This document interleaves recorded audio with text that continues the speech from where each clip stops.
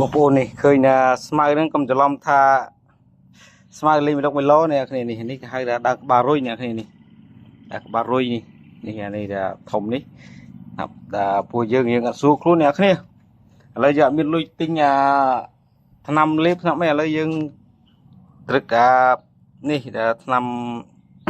ខ្មែរយើងនេះ3មុខបាទនេះដើរក្បាលរុយនេះដើមឥឡូវខាងខ្ញុំនេះគេហៅនេះដើមពុកមាត់ឆ្មាខ្លះទៅរៀងខេត្តឈ្មោះខ្លះទៅដើមណាព្រះឆ្អេះណាអីខ្ញុំមិនសូវស្គាល់ច្បាស់ប៉ុន្តែស្រុកខ្ញុំនេះគេហៅថាពុកមាត់ឆ្មានេះ7ប្រក់ផ្លែអ្នកគ្នានេះ7ប្រក់ផ្លែយើងហ្នឹងនេះបាទ3មុខនេះណានេះត្រូវចានមុខអ្នកគ្នាបាទត្រូវពុកវាពះអាលីអីគាត់ថាបាទរួយនេះគេថាត្រូវស្នាមសរសៃជាសិចណែនៅទៀតហ៎បាទតម្រងនោមអីណានៃចានមុខនិយាយចូល100មុខបាទ3មុខនេះបាទមានដើម